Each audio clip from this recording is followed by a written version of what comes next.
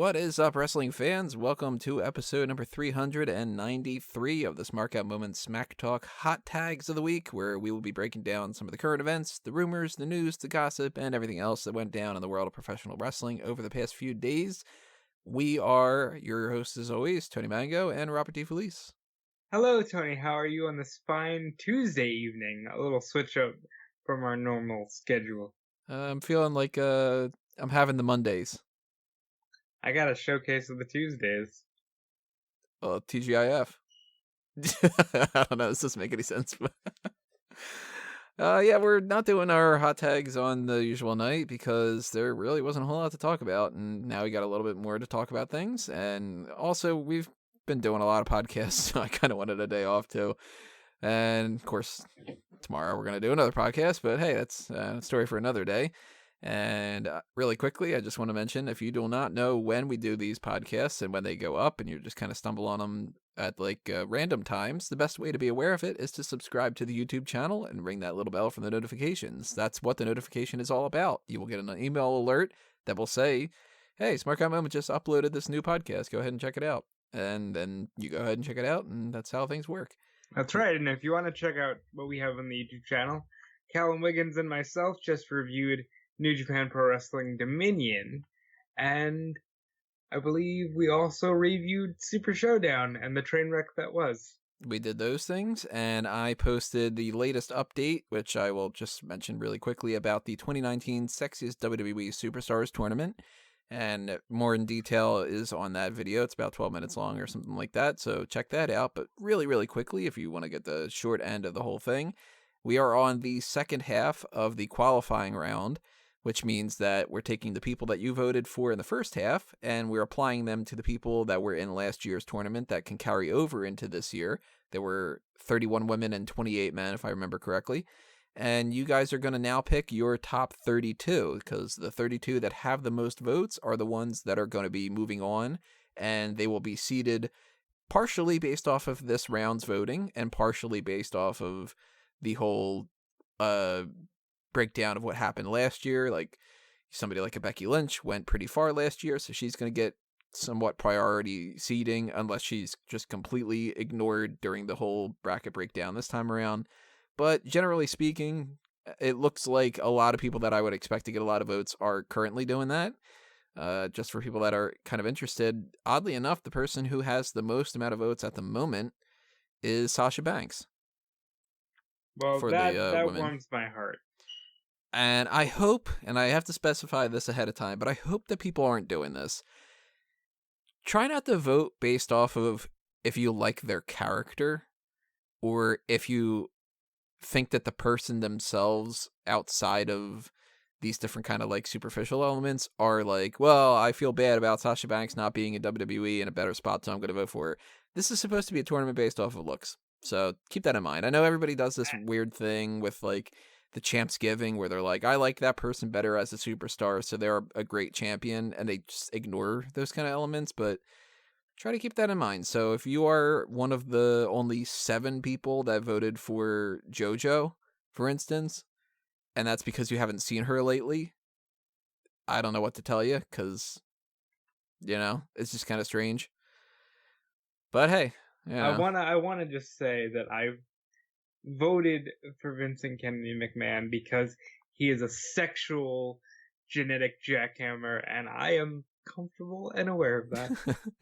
Vince right now has 14 votes out of the 31 responses that have happened so far. So half the people going, you know what? Vince is one of my top 32, which is really kind of strange because he has more votes right now than actually, no, he's on par with the Usos.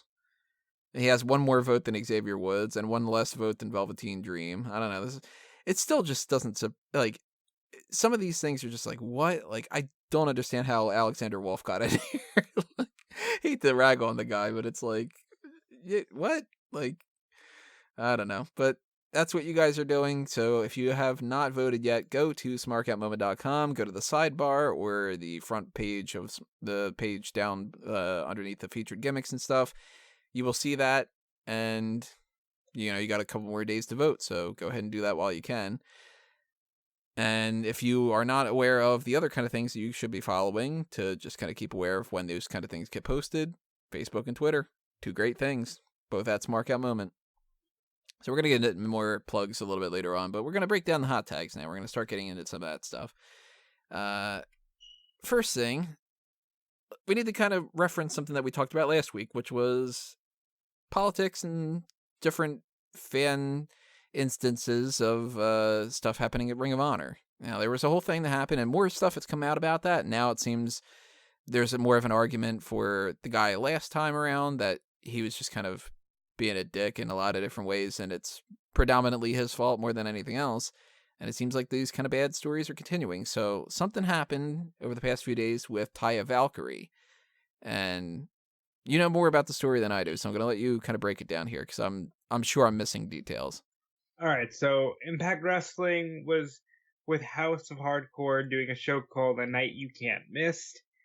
Taya Valkyrie, the current Impact Knockouts champion, was seen on video. Unlike the Ring of Honor incident, this was completely filmed and available for the world to see. Taya Valkyrie is judge-acting with this guy. At some point, it gets really heated because you just hear her saying, "Sit the fuck down," and he's going, "Fuck you," and it's really heated. The people recording and the people behind him are like, "No, you're gonna get kicked out. No, stop. And he's just like, fuck you. She knocks his beer out of his hand. And then, as she turns and walks away, he spits at her. Now, that was the extent of the video footage. He was ejected by the main event. Then Ty goes on Twitter and says, "You can call me names, but once you start to actually verbally assault me and spit on me, goodbye." This led to Velvet Sky replying, "Girl, I'm so sorry. It's very similar to what happened with us. You know, these fans are getting out of control." My question to you, and I brought this up on the last podcast, I brought it up off air, brought it up with Kevin Kelman, the WrestleZone Daily. Do we all need to sit down and re-establish lines? Now, yes, you can argue, no, that guy's just a dick, because the guy was a dick.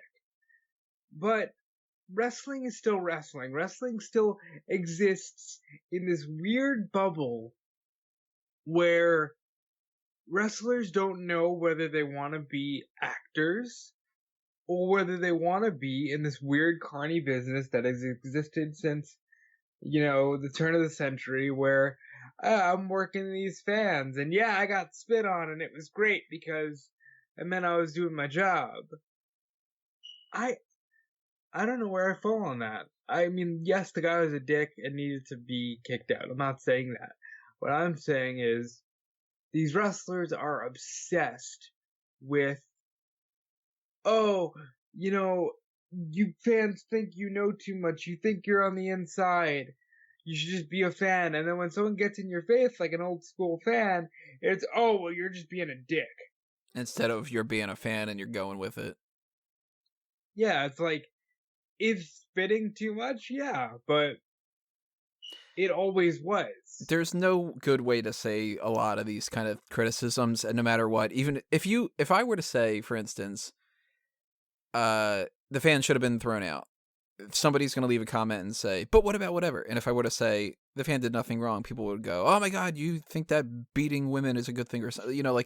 Everybody's going to take it insane. So if you are on either extreme, calm the fuck down. Or as Ali said to somebody earlier when they were complaining about that he took a picture with Liv Morgan, he said, breathe, my dude, which is like, that's a good thing. This is the way that I kind of look at this. It's very interesting that we are in a culture right now, more than ever, that everybody can be butthurt about every little thing. And if they want to say that they are offended by something or they are upset about something, then you are automatically wrong because that other person was offended or whatever. No matter what the scenario, like, I could literally, the way that things are working lately, and this is not some, like, I'm conservative, because I'm very much more liberal than I am conservative. We're in a world where you said to me earlier, how you doing today, like on a Tuesday. There are people that legitimately would side with me if I said, I'm offended that you said that. Why are you asking me how I'm feeling? And that makes it to where the more people do crazier stuff like that, the less credibility a lot of other people that with legitimate gripes are. And I look at these situations with Velvet Sky and with Taya Valkyrie, and I go, you know what? If this was outside of pro wrestling, if these were just like, you know, two women, or for that matter, two men, it doesn't have to be two women that are in this scenario, but it happens to be that there are two women that are being targeted in this. If they were just kind of like sitting there drinking coffee at a Starbucks and some dude was doing that, it would be like horrible harassment and public safety issues and all this. But in the world of professional wrestling, if they are heels, they are inviting criticism that's higher than what the normal amount is. And like you said, where do we draw the line? I feel like that's almost the same with regular societies. Where do we draw the line between her statement of, call me names and it's perfectly okay, but if you verbally assault me? Where is the line between calling names okay and verbal assault? Is it like... We don't know, because that... nobody knows everybody's individual trigger. Right. Like for Velvet and it's Sky, impossible to know everybody's individual trigger because everybody is completely different. So there needs to be like a certain amount of leeway with people saying, look, I'm sorry that you got offended, which I'm assuming that the guy didn't say this, but just assuming that he did, whoever. If somebody says, I'm sorry that you got offended beyond the norm, that wasn't my intention, everybody should kind of go like, okay, well, we're all different, and kind of move on. You know what I mean? Like, I feel like everybody has to be... trigger was, hey, well, you're gonna call me a virgin? Well, you're sleeping with that fat fuck Bully Ray. According to the fan account, at least. Right. And apparently that was her trigger. With Taya Valkyrie, I'm not sure what actually set it off. But I really do feel, and I'm not sticking up for the jackass fans, I'm not. Right. But I am saying you need to establish in professional wrestling specifically, because yes, in society, but in professional wrestling, we have to understand what the lines are. We have to understand what the boundaries are in 2019. Because in 1988, it was perfectly fine for Bruiser Brody to knock over a fan in a wheelchair. In 1998, on the flip side of things, it was perfectly okay for Triple H to go, hey, show us your tits. And then the chick would willingly show the tits. And that now would be like, wow, that's sexual harassment, yeah, and like, that's discrimination, and it's picking on, whatever. Which, a lot of the things that happen like that are obviously stepping in the right direction as far as society goes. But then again, who's to say some random wrestler, male or female, on some show, live or recorded, taped, or house show, whatever the scenario, who's to say that if we boil this all down to being, well, all you can do is boo, then who's to say somebody doesn't go, well, I don't like how that people boo me. It really hurts my self-esteem, and I'm really offended, and that's making me suicidal and depressed. And then you go, okay, well, then now we can't even fucking boo? Like, there's a certain level of, like, I feel like if you polled everybody and you didn't have anybody know exactly what everybody was saying, like, it's like a blind poll kind of thing, for the most part, everybody would agree him spitting on her way crossed the line. Yeah, spitting is wrong. Her slapping the beer out of his hand probably shouldn't do that to him either. I would agree with that. And then the two of them just bitching at each other back and forth. All right, what's the problem? To a certain extent. You know what I mean? I don't know what he said. I don't remember for sure. There is a level of like, wow, you're getting really like deep and personal with like you're trying to boo the people like that. But I mean, we had Die Rocky Die. Yeah, can you imagine? Like, that's literally saying, I want this person to cease existing because I don't like his character. And he's a baby face right now. It wasn't saying I want to cease the existence. It was saying the Rocky V. Yeah, it's German. But does that mean that that person with Die Rocky Die from 1997 that person should be arrested and accused of having like a plot to murder Dwayne Johnson? Like, that was just a fan who was like, "Oh my god, I'm sick of The Rock." And I think everybody needs to calm the fuck down a little bit. And at the same time, the people that are making a big deal about things, pick your battles. And the people that are making things into a big deal, stop being assholes. Like, yeah, it's I the think same as all politics and stuff. there is a definite stop being assholes. Because another fan had to be removed for an incident not taped where they were just being a dick to Don Callis.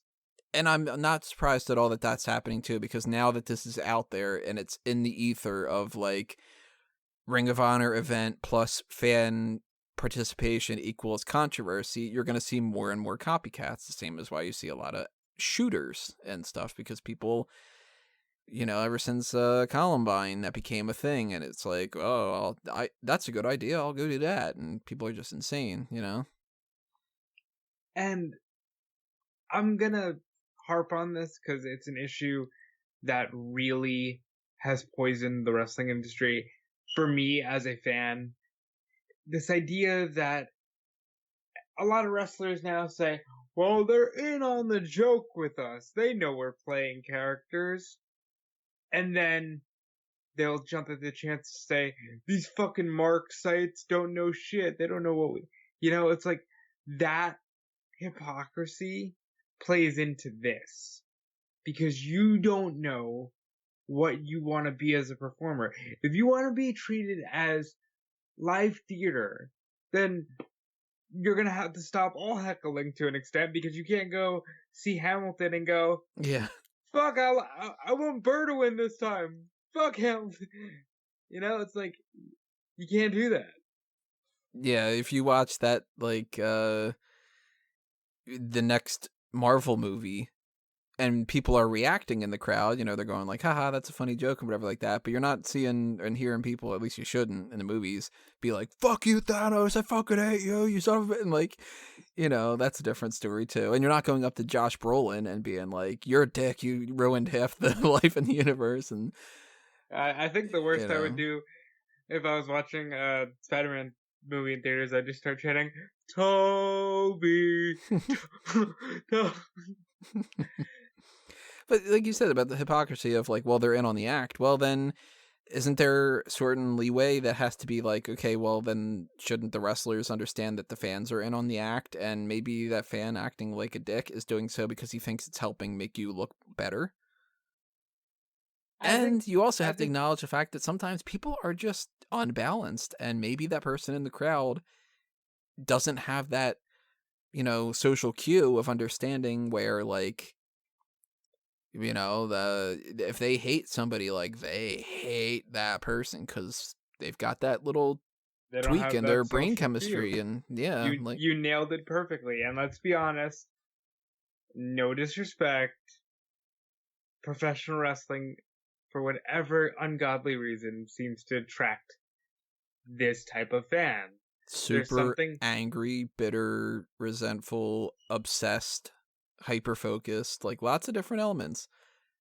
And then, also, let's acknowledge it, if that were to come out, then would the tides change? And would it be like, well, we need to not piss all over this fan because that guy actually really needed help? He should have had a safe space. Right. And we should be doing more, which is why, and all credit to them, and I'm not trying to kiss ass here, but All Elite Wrestling is actually trying to create these spaces because they understand what type of fan pro wrestling attracts.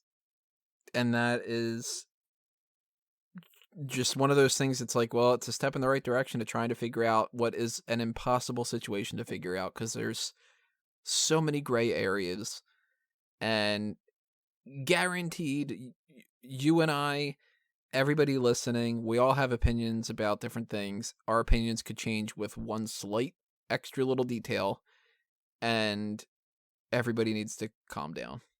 That's essentially what it is. Yeah. Calm down, you. You know If what you're I'm talking about. if you're in the fans, calm down. If you're a performer, calm down. If you're somebody complaining about either side, like Ali says, breathe, my dude. Or my gal, whatever. I don't know. I Maybe you're a love Gal Ali. Gadot. I don't know. I'm telling you right now, Sexiest Superstars tournament, Ali's getting best personality for me. I tell you what, he's up there. This dude seems like such a great guy. He's fantastic. Although I'm sure people will vote for Alexa Bliss instead.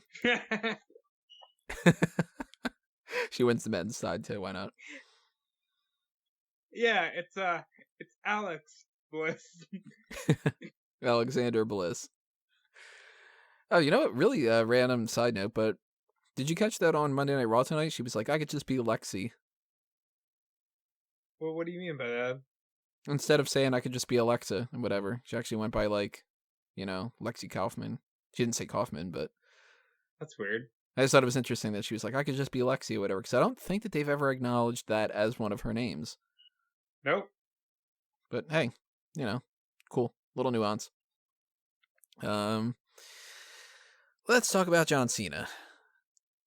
John Cena was rumored for a while to have been cast in the next Fast and the Furious movie, Fast and the Furious 9. I don't know if they're going to call it anything else, but they've gotten so many of these at this point.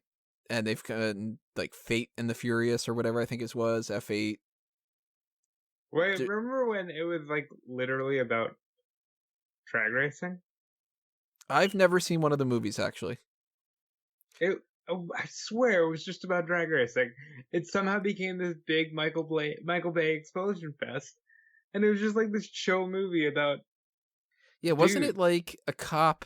Like, I mean, if people leave a comment below and tell me if I'm getting this wrong, but if I remember correctly, it was Paul Walker's character is a cop who signs up to be like a part of this drag racing crew that's like a chop shop or something. Maybe I'm combining this with Gone at 60 Seconds, but he wants to try to infiltrate them because there's some kind of like a drug ring or something going on or whatever the case may be, and he ends up like befriending Vin Diesel, and then it's like, oh, it's all about family and we're all family here, and he kind of gets brought in. It's like, you're practically family. Like, isn't that kind of where it all started? I want to say yes. I'm going to read the plot real quick for the first Fast and the Furious movie. I think that's how it is. And then, if I remember correctly, then from trailers and stuff, because, again, haven't seen a single one of these, it's just sort of like, hey, we're going to try to get these people in there because there's a different crew of people, and maybe we can use their help, kind of like Hannibal with Silence of the Lambs. Yeah, Paul Walker's character is a cop, and Vin Diesel takes him in. Yeah, and then you get to the point where it's like, now we're going to get like crazier stunts, and now they're working with the government, and that's like The Rock's character is like some government dude from like the FBI or whatever. And Ronda Rousey's here, and she's like a bodyguard chick for some rich dude, and there's explosions. Gal Gadot is in it for a little bit, and like, she's an explosion. Ludacris is an explosion, and it's whatever the case may be, and John Cena is also an explosion. He's just exploding left and right. Like, it's just sort of the Fast and the Explosions or something. I don't know. But, like, now that they have that new Hobbs and Shaw movie, which is a spinoff, and that there had been lots of beef between Tyrese and Vin Diesel's on one side, and the other side being Dwayne "The Rock" Johnson, kind of seems like maybe John Cena's replacing The Rock, and that they're going to just continue to do Hobbs and Shaw as like some spinoff type thing. John Cena is 100% replacing The Rock, which sucks, because I might have even gone to the movie theater just to see like a 7-minute explosion-based fight scene between John Cena and The Rock. Yeah. And they just like reference previous matches, like he picks him up for an attitude adjustment and he gets reversed into a rock bottom or whatever. Like 100%. If they did a spot like that, it would be my movie of the year. And then even better. Oh yeah, you might even make the same joke that I am. Go ahead. At the end of it, like, we're gonna do this again. Yeah, next year. Oh, see, I was gonna go with they fight each other and they come up to like mutual ground, and then they're like, "Wow, a fight like that only happens once in a lifetime." And it's like, some after credit sequence where they're like, "Hey, like, how about twice in a lifetime?" And you get like Apollo and Rocky like getting ready to fight each other. You you want to ring the bell, Hobbs? All right. I almost want to watch these movies in just like a binge watch scenario, and I might actually do this. I don't know, because I don't remember when Fast and Furious is supposed to come out, the new Hobbs and Shaw thing, but I'm really tempted to do something like a post on Fanboys where I take a day and I just don't do any wrestling work, which when the hell is that going to happen? And I just binge watch as much of these movies as I can, because maybe I can't even stomach them all, I don't know, and just do like what I've done with like binge watching seasons of TV shows, just give my running commentary thoughts and be like, who is this person? Why is this happening? Well, that stunt was cool. This is ridiculous. Like that kind of thing. And just, I don't know, take the whole thing in as like 19 movies or whatever the hell they're on now. I'd like to do that and just try to connect the plot points of the Fast and the Furious and like whatever, the Furious 8. I thought you were going to say like sync it up with like Pink Floyd or something like that. Nah, I just like the plot line is so ridiculous. Because again, it started out so basic. How did it become this gigantic explosion-based movie? Well, I like also that the only clarification that they've said so far is John Cena's character is a badass. It's like, and that's so Dwayne Johnson. it's just so funny that that's like their idea of a character description is like, he's a badass. Okay, well, what does he do? Badass things? Or what's his name? Badass McBadass. But that's so Dwayne Johnson. I think even when he unveiled the WWE title, the one that was made by like the one that they have now, he's like, yeah, we needed something that didn't spin like a toy, and we needed something to be badass. Like, it's such a Rock thing. But going into that, John was approached by TMZ today, and they're like, so, your character, is he a good guy or a bad guy? And John being John, well, I'm the grateful guy, because I'm very grateful to be in this movie. And it's like, Jesus, Thanks for not answering. he is the best corporate shill. Like, if I had a corporation, even if we were selling cupcakes, I'm bringing on John Cena as a spokesperson because he will sell my corporation. He's just like, hey, you ever want a cupcake? I know I do. And you're like, all right, he sold me. Well, now he's also said some other things that people are taking in the wrong direction. They're kind of taking it as like, oh, sound the alarm. John Cena says he's fucking retired and he's never wrestling again. And he hates WWE and everybody should die that likes WWE. And it's like, whoa, calm the fuck down a little bit, Yeah. Breathe, my dude. Exactly, because the interviewer asked, and by the way, John is very cool with this person. John has hosted TMZ before. He's done a lot of things with them. But the interviewer goes, so Goldberg and The Undertaker happened. What do you think? Do you think they should hang it up? Or what are your feelings on that? And he goes, well, I believe that the performer's career is up to the individual performer. And we all need to have conversations with ourselves on when it's time to go. And I have been starting to have those conversations in my mind. And that was it. And every headline I read said John Cena admits he's contemplating retirement. That's not what he said. He just said he is talking with himself about the future. That doesn't mean, all right, well, I guess he's done. He'll only have 1 or 2 more matches. John Cena got lucky. John Cena's a very busy person. Currently hosting Are You Smarter Than a Fifth Grader on Nickelodeon. Haven't watched a single episode yet. Don't plan on it. Currently acting in Fast and the Furious. He's getting a lot of other movie roles. John Cena's doing great. And he's got his health. He's not one of those people that had to retire because he is too banged up. Or, he's like, well, I got that like spinal injury and that's going to prevent me from doing whatever for the rest of my life or anything like that. Like, Cena is in a good spot, and if Cena wants to retire, then he will at some point say that he's retired. But I don't think that John Cena ever will actually retire. See, I don't want him to be The Rock, and he's already there, and I'm not happy about that, because my whole issue with The Rock was the business was just getting good. The business was hitting this weird peak of like all of this talent, and you could have elevated it to such another level. Instead, you de-elevated it by leaving. And I think John is doing the same in that he could be doing so much good for WWE right now. They need a full-time big name guy right now, and that could be John. And I don't blame John for not wanting to throw himself at a mat every night.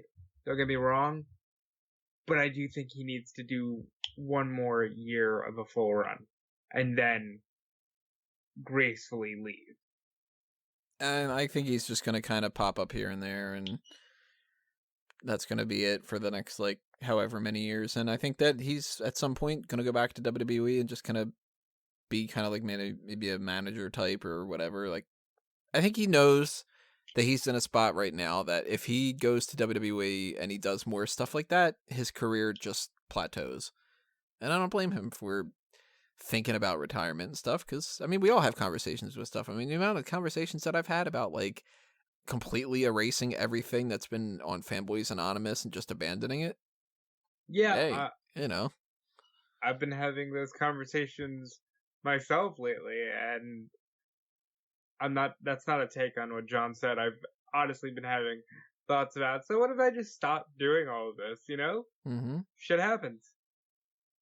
At any point in time, you could get a new video posted on YouTube that says, "Sorry, everybody, no more Smark out moment."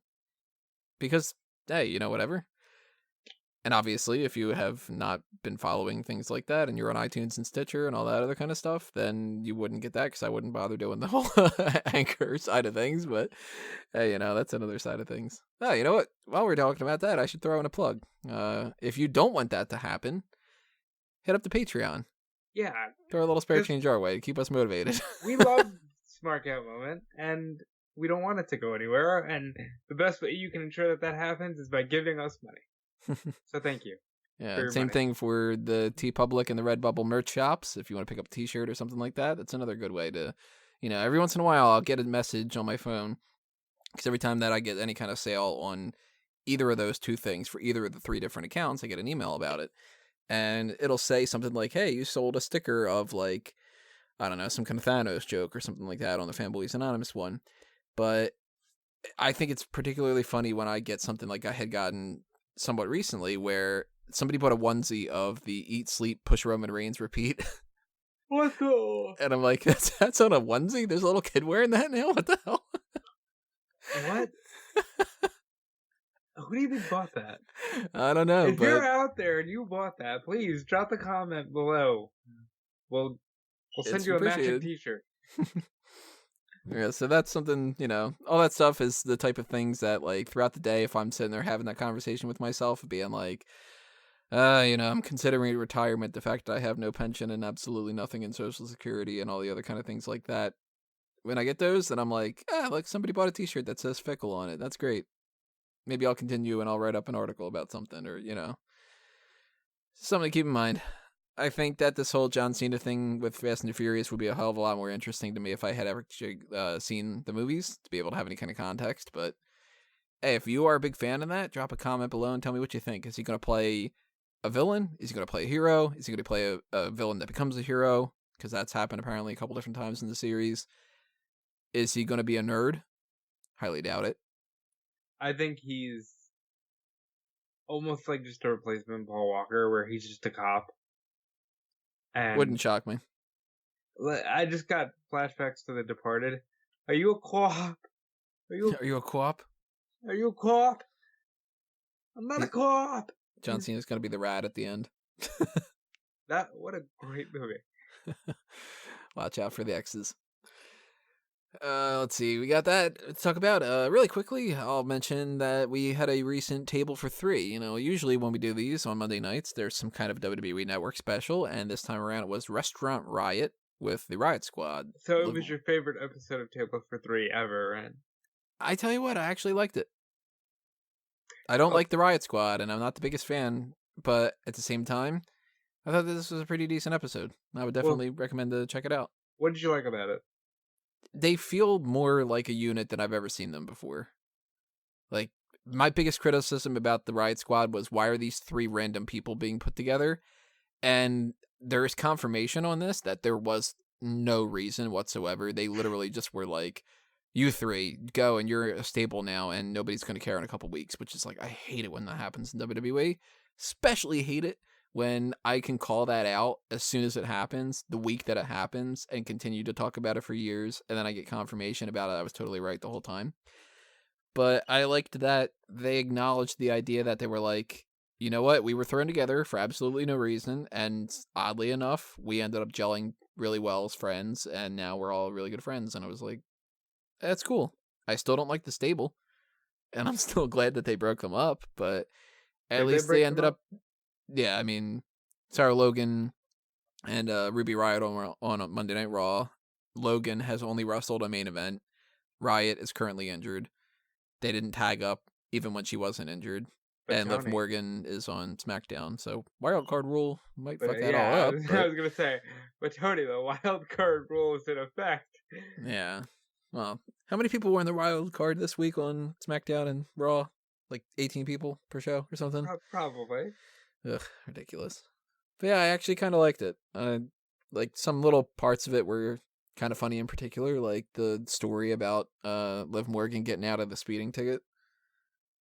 I like you said, I enjoy the fact that they're an actual unit. I remember when I found out that they got their debut date tattooed, I'm like, gee, I really didn't think these three random women were that close. But it does shine through, and I just wish Sarah Logan didn't have that accent. I'm sorry. Well, we know who you're voting for in the Sexiest WWE Superstars tournament.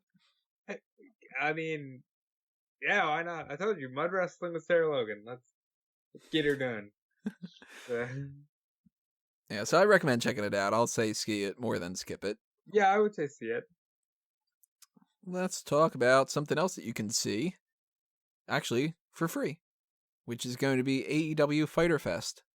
What an announcement, huh? Yeah, Kenny Omega, he just kind of blurts it out there of like, hey, by the way, it's going to be free on Bleacher Report Live. And credit to where it's due. This is exactly the type of thing you should be doing in this kind of a situation with the company. They're like, we're trying to get more fans. We need to kind of show people what we are. $50 is like a lot of money that, you know, we can't expect people to just kind of show that out all the time. And this is a good way to introduce people into our product and get the ball rolling. Let's do it for free. It's like, how logical can you be? You know, like, that is such a good idea. The only other thing I would have done would have been, yes, it's free, so let's put it on YouTube. Because well, see, I think that they need to get people people to do the Bleacher Report Live thing to kind of get them used to Bleacher Report Live. Granted. Because if they sign up for an account on BR Live, then that'll get them already like over that hurdle of being like, well, I've already got an account, so I'll check out Fight for the Fallen. And now I know what the interface is like, and maybe even BR Live can send out little reminders to be like, hey, by the way, everybody, the AEW's got another show. If you liked Fyter Fest, check out Fight for the Fallen. They do it's that. coming up in 2 weeks. Like, that makes sense to me. Like, I think that that's a really good idea. Because if it's just on YouTube, people are just going to watch it on YouTube. And then, you know, Fight for the Fallen comes out and it's not free on YouTube, or it's free but it's only on BR Live, and then they're going, no, I can't watch this on YouTube. Fuck that, you know? They actually do send out those little notification emails. And by the way, Turner has been a fantastic partner for AEW so far. Whoever's running their social media is so into this. Like, they have been posting things like an old Nintendo 64 box art, but it's AEW on it. Like, oh, we'd rather be playing this. And they had a Brandy Rhodes as, oh, our Woman Crush Wednesday is Brandy Rhodes, the chief branding officer, and I think they posted a image today of Jon Moxley throwing Kenny Omega off the stage, and Jon Moxley had the subline of watching Fyter Fest and throwing Kenny Omega off the stage, had the subtext of all your other plans, and like simple things like that actually say, hey, wow, they're invested in this company, and I'm really excited. And by the way, how smart is that? Hey, not everybody's watching New Japan. It's the debut of the former Dean Ambrose, and it's free. Oh, and by the way, you get to see that cool Kenny Omega and the Young Bucks that you keep hearing about. Oh, I liked that thing, by the way. This is not a proper hot tag, but I like that tweet or whatever it was that New Japan put out of like, hey, we know that there's not an abundance of wrestling on Monday nights. It's like, so much shade. Yeah, love it. Yeah, I love the idea that they're doing this Fyter Fest thing for free because it is a smaller show, and there had been a lot of rumors that they were going to do something that wasn't necessarily that $50 market because it's smaller. And you know what? It's the second show. Do it free. Get people interested. See how many people came back from Double or Nothing, because inevitably it's going to go one way or the other. You're either going to get less people because they were interested in the whole like first time pay-per-view thing and they weren't really all that impressed, or they're going to have told other people and you're going to get more people because more word of mouth is spreading. So if you get more people than the last time, and it's like, well, people watched that were free, and maybe we gave out some kind of survey afterward that said, did you watch it just because it was free? Are you going to be like, would you be interested in paying for it? What different price range are you interested in? Get that kind of marketing going, and then you can figure out what you want to do for Fight for the Fallen. Because the one that is happening after Fight for the Fallen is All Out. That one's going to be, I would assume, a regular $50 pay-per-view type of thing. Yeah. By the time you do Fyter Fest for free and Fight for the Fallen, maybe for like $10, maybe $20, $25, whatever the case may be, that way you get to know where your range is, and maybe not a whole lot of people are interested in spending $50 more. So maybe All Out is $40 and you get more people. Or maybe you get, millions of people that are just like, I will pay anything for this, and you go, all right, well then Fight for the Fallen is $50 too. Like, like market research is really, really important. See, I think Fight for the Fallen is going to be $25-$30, and then I think All Out will be $50 on pay-per-view and BR Live, because I think Fight for the Fallen will just be on BR Live. I assume so. And then All Out's their next pay-per-view. Yeah, I kind of get the feeling that Fyter Fest is free because it's like 50% an AEW show and 50% the whole CEO thing. And then Fight for the Fallen is going to be just pretty much like a B-level pay-per-view, like how WWE does things. I mean, Stomping Ground is not the equivalent of WrestleMania, or it's not going to exceed WrestleMania, as some people would fucking say. You're a dick. Yeah, I am. But you know what I mean? Like, that is not the same type of an event. So Fight for the Fallen is kind of like those B-level events, and All Out is going to be their WrestleMania or SummerSlam or Survivor Series or whatever the case may be. So that makes sense that that'll be $50 just the same, and kind of continue, see where you can go. And they got a couple of months. Like, they can figure this out heading into October. I'm excited. I can't wait for Fyter Fest, and I really think that AEW is still on the pulse of what's cool in wrestling, and just like what's cool in general, Oh, well, man, it's doing so good. It's one, I already threw it Boils down earlier. So Chris Jericho has dropped out of the event. He's saying that this is in protest of it being free, which is very, cool with his character, because he is a heel. He's the top heel in the company. And he's making a big deal about the idea of, well, why would I perform at a free show and whatever? If I was the one that's doing this, then I would charge you double, and, If they were going to do that, he should have been announced for the show. And then you pull him out. See, I like that they didn't announce that, because I think that they've already gotten a couple things that have been moved around. Like, they had announced Pac, and they have to replace him now. And they did this whole thing, which, if anybody is unaware, there's a 4-way match that's now on the card. It was Hangman Adam Page wanting a match with MJF, and it was like, oh, you got a match with Jungle Boy, and oh, you got a match with Jimmy Havoc. Oh, you know what? Did you Fuck let's watch just have it? No. Oh man, I was gonna say Tony's watching Being the Elite, so it was funny. Initially, he's like, "No, I want a match with MJF." And by the way, what's up with that unibrow? It's like a jungle. And Nick Jackson's on the other end of the phone going, "What? You're cutting out? You want a match with Jungle Boy? Cool, booked." And then the phone call continues, and then he somehow gets Jimmy Havoc in the match, and the phone call continues, and it's like, "All right, fuck it, do a 4-way." Yeah. We got a 4-way. So that match is happening, and that's like a second match that is already kind of like, well, we're messing around with the whole card kind of thing. So if they would have announced Chris Jericho and then pulled him from it, I would have thought, all right, you're kind of overdoing that a little bit.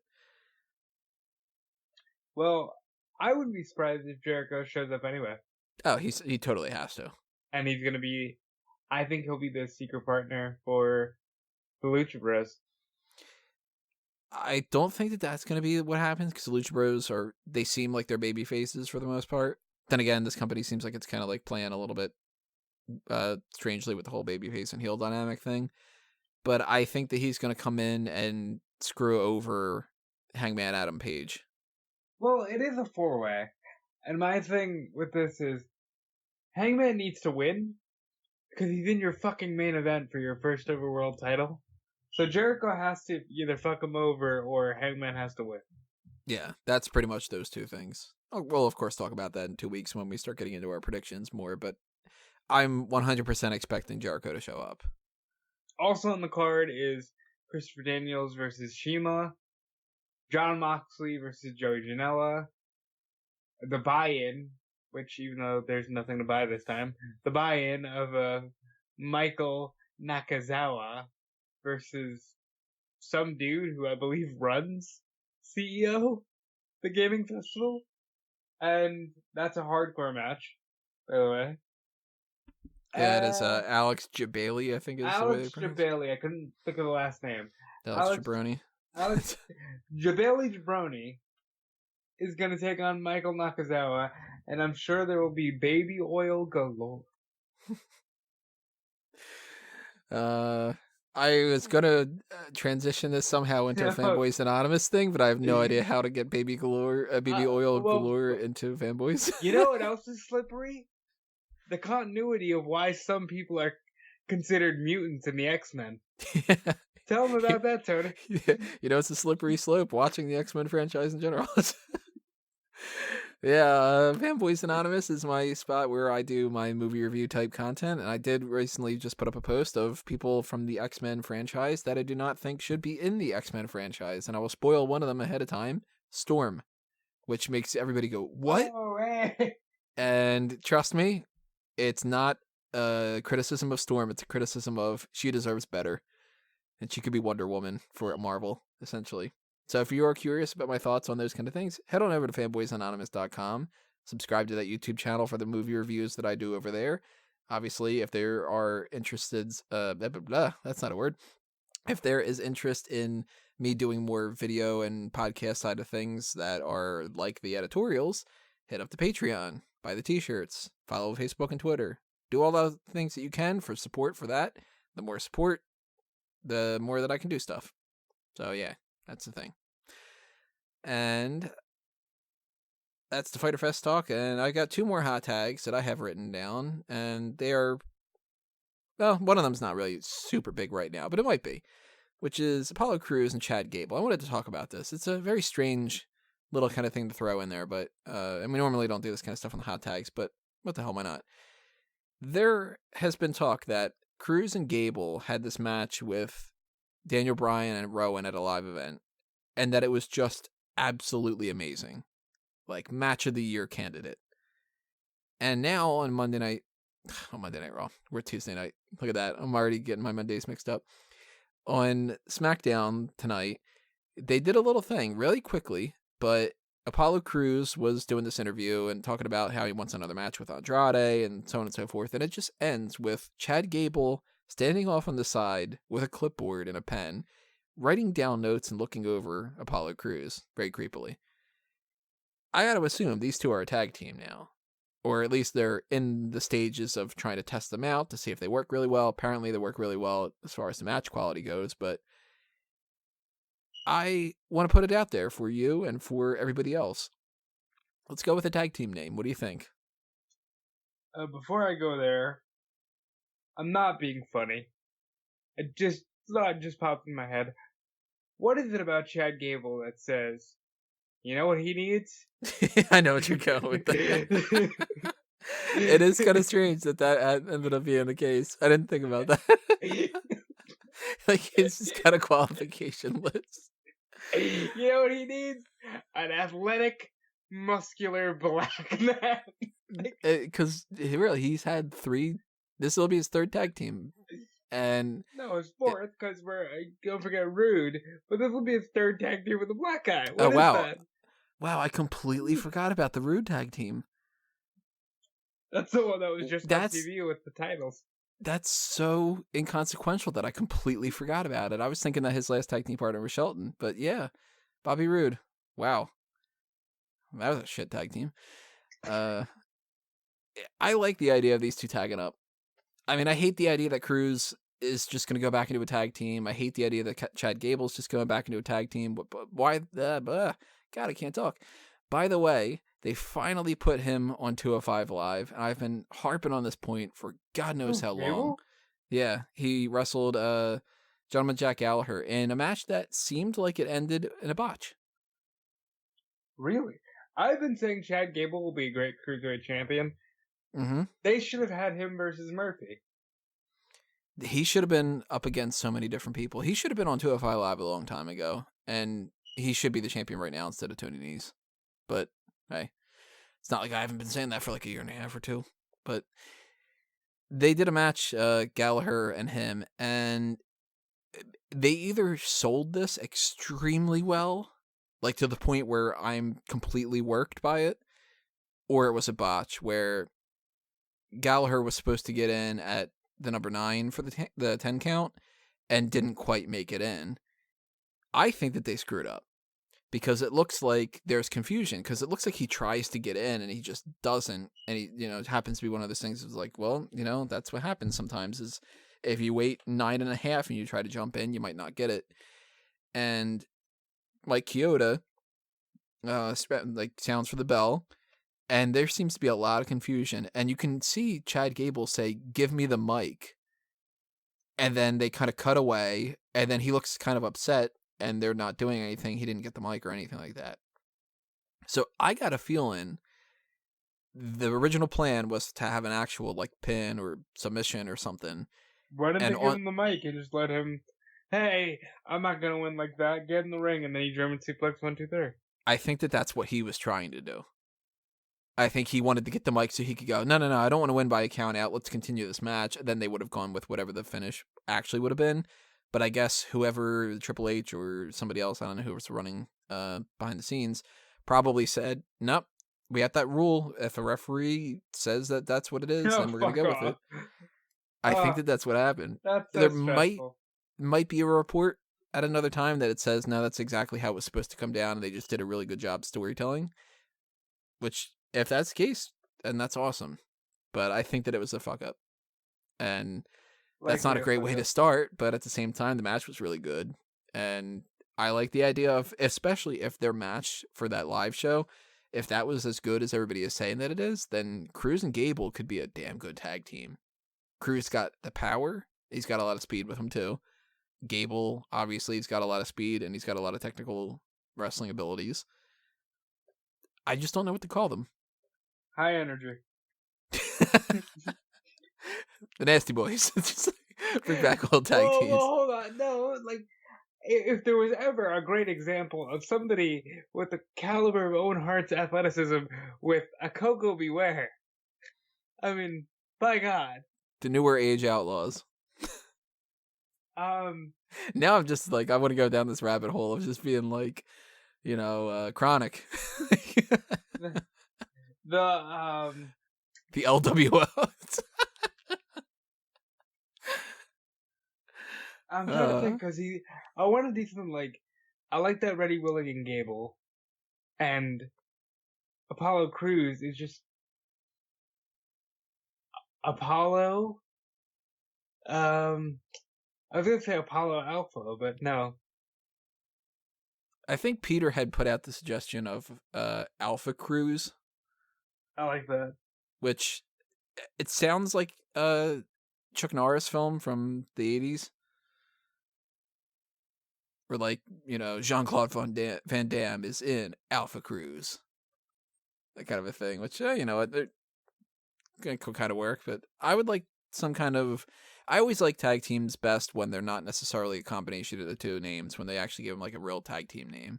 Like Chad. Titus O'Neil and Darren Young were the primetime players. Like, that kind of thing. Chad Paulo? You don't want them to be Chad Paulo? No, none of that kind of stuff. I'll tell you what, all kidding aside, I like the team. If you can stick with it, you can have some magic on your hands. So, let's do something cool, because how good will that match be on SummerSlam? Or something. With Bryan and Rowan. Or even the Revival. Wild card rule, bitches. Wild card rule, bitches. That's their team right there. Well, on the topic of names, let's talk about the main thing that I've got here for the thumbnail and all that. The fact that we've got a bunch of different new names for people that are in NXT. And some of these names have already changed, and they've changed again. So, one of them being, and this is something that happened last month, but I was completely unaware about it, which is Stokely Hathaway had changed over to Court Moore, and then he was Courtney Moore, and now he's Malcom Bivens. And on Twitter, he's Cardigan Lamborghini. Jesus. So who knows what's happening with that one. I like the name Court Moore. I don't like Malcom Bivens. I like the name Court Moore. Court Moore to me, it's bland. I didn't like that. I like the Stokely Hathaway name. Well, you call them, like, More Incorporated. Like I like that then. Yeah. The courtroom. Actually, that's funny about that. More and room. It's just room. Because he's going to be a manager, so, like, More Incorporated or... More money, more problems. Full court, Wrestler's court. Malcom Bivens, what do you call them? Bivens boys? Malcolm X-Men. Oh my god. Malcolm in the Middle. I like the idea of the Malcolm X-Men. I'll never go with it, but, I don't know. That name's kind of just like, all right, lateral move. I haven't seen anything of him, so I don't know if, like, that guy strikes me so much more as a Court Moore or whatever. Some of the other names are kind of like that, too. Like, I've not actually seen anything of Shane Strickland, but now he's Isaiah Scott. No! That's a bland name. What? Yeah. Oh, man, that's depressing. That's like some stupid fucking... Oh, we're just gonna turn you into Daniel Bryan. Yeah, I don't not like the Isaiah Scott thing, because it's just... Shane Strickland's got equity to it. Why are they changing him? I guess they're in that mood where they're just everybody's got to change their names. Because they fucking changed ACH to Jordan Myles. Yeah, Jordan Myles is a different thing with that. So he went from ACH to Albert Hardie Jr. to Jordan Myles, which, funny enough, the reason why he did that, he said, is based off of two of his favorite kind of idols, Michael Jordan and the Spider-Man character Miles Morales. Kind of interesting. Fine. At least he's got justification.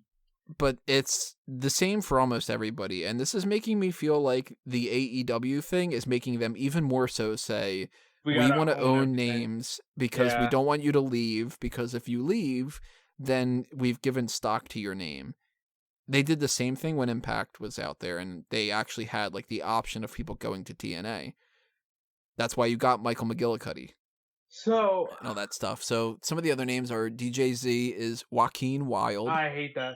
Not a fan of that at all. What are they doing? No, this is like 2010 all over again.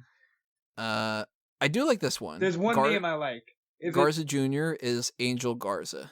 Okay, that wasn't it. I like the Jonah Rock is now Bronson Reed, right? Yeah, that one. That's a fucking good name. It's a lot better than Jermaine Haley. What I like about that is it sounds like a Hulk Hogan villain.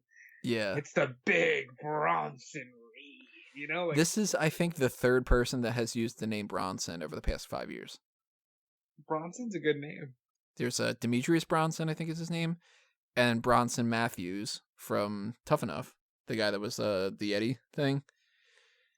I remember Josh something or other, but he went by the name Bronson and Bronson Matthews and whatever. Josh Brolin or something? Josh Brettel. yep. And the other name out of this is Samuel Shaw is now Dexter Lumis. Where'd you get Dexter from? Did you get the same vibe I did? This is 100% Dexter the TV show Yep. and Lumis from Halloween. Yep. Okay. 100%. Because this dude is a fan of American Psycho and of Dexter the TV show and some different things like that. He 100% went with Dexter and Halloween. Because Dr. Loomis is the character that Donald Pleasance plays in Halloween. And I mean, they didn't spell it the same way. I think Loomis in Halloween is Loomis. Yep. So he slightly changed it. But hey, you know what? Dexter Loomis, it sounds a little bland, but at the same time, so does Samuel Shaw. We've done plenty of jokes in the past with TNA where it was Samuel Shaw. And Dexter Lumis, that's I like that one. Out of these names, like the Malcom Bivens, whatever. Angel Garza, I like it. Bronson Reed, I like it. Dexter Lumis, I like it. Isaiah Scott, bleh. Jordan Myles, Joaquin Wilde, is depressing. Joaquin Wilde, depressing. The fact that, you made so much progress by just allowing talent to come in as themselves. That's why Kushida is a big deal. That's why the Undisputed Era works, because they're fucking Adam Cole, Roderick Strong, Kyle O'Reilly, and Bobby Fish. You know them from everywhere because they've always been the same people, because they have the equity. That's why Samoa Joe works. That's why John Cena's a big movie star, because he didn't change his fucking name. How much you want to bet, though? Just like how the Viking Raiders got all changed, when we get the Undisputed Era come up to the main roster, suddenly instead of Adam Cole, he's like, I don't know, like Ronald Smith, baby. Ronald Smith, baby. Yeah. Good old Bobby Fish becomes Robbie Trout. God. Kyle O'Reilly becomes Sean O'Shaughnessy. And then just Sean, because you can't keep the O'Shaughnessy. Roderick Strong becomes Anthony Muscle. Nah, he's Frederick Week. Oh, God. Good old Freddie Week. These whole NXT ring name things, I hope that that's not the case, where they're not just saying that everybody needs to change their names because they're worried about them going to AEW, but I got to assume that that's what it is. And you know what? DJZ, it's like, I get that they maybe wouldn't want him to keep using that name, because maybe they would want to go with something that didn't pigeonhole him as just being DJZ. But Joaquin Wilde, you can't even say that without being like, Joaquin Wilde. It's just, it doesn't roll off the tongue. Wawa. He's just going to be Wawa. He's going to wrestle all those matches at Wawa's. Yeah. Go get us a shake. Wawa. So I want to know what everybody else has to say about this. If they are leaving a comment below about positives, about negatives, whatever the case may be, do it. Go ahead and do that. And while you're over there on YouTube, remember to hit that subscribe button, because, again, that's where you'll find out when we're doing things next. And the next thing that we're doing is we're going to be playing the game. 4th time that we're doing that. We've only actually done 3 of them in the past. And we are debuting 2 new segments on top of the other 4 that we had done, or 5 or whatever that we had done before. So that's going to happen tomorrow, and we're going to have that up at some point tomorrow night. Stomping Grounds predictions and post shows happening the week after that, as well as round 1 of the tournament. So go ahead and vote on the Sexiest WWE Superstars tournament right now while you can. Don't forget about that, because eventually those polls are going to shut off, and then I'm going to have to figure out the brackets and do all that. And I don't exactly know when I'm going to shut off those polls. I might keep it going until like Tuesday or something like that. I'm not 100% positive yet. But we'll see. I got to figure out my schedule for next week and kind of balance things out about that. But those are the things you should be aware of that are coming up next. So that's my plugs. All right, and for me, you can follow me on Twitter and Instagram at DudeFelice. You can check out eWrestling News, check out the Ring Report, check out Time Killer Apparel, check out WrestleZone.com and the WrestleZone Daily. We're starting to build up to another ridiculous fast food-based show called Supper Slam. Yes. I like it. Why not? Yeah, so check all that out. It's going to be a lot of fun. Thank you for tuning into this Smark Out moment, and I'm not going to steal Tony's line because I almost did. Go ahead. I was trying to think if you were going to do something with Stomping Grounds, and I'm like, Stomping Grubs? No, it doesn't really work. I'm like, hey, does that bother you that they're just like, Stomping Grounds, kick ass and take names? Like, what is that? You can tell so much that somebody pitched that and they just really like it, because they have said that tagline of kicking ass and taking names maybe 4 times an episode now. That's like they had Roman Reigns cut that. Fire. I mean, at least they didn't actually call the pay-per-view taking names. They might as well have done that. Michael Cole keeps saying, and that's Stomping Grounds, kick ass and take names. It's like, Yeah. What is this, in your house? In your... I'd be cool with if In Your House came back. I've been saying for a while, In Your House should be the name of the house shows when they start recording them and putting them on the network. It's called In Your House, Toledo, whatever, something like that. Yeah, it's kind of like The Takeover. It's got those vibes. Or if you want to go with In Your House, Halloween Havoc, where, we'll see. They're not going to do it. To be honest, they're not going to bring that back. It should be, because it's a house show, and it's just it's a fun little pun name. And Todd Pettengill is great. We'll see. But that'll do us in for this edition. Thank you for listening to this, everybody. We will see you next time. This has been another Smark Out moment.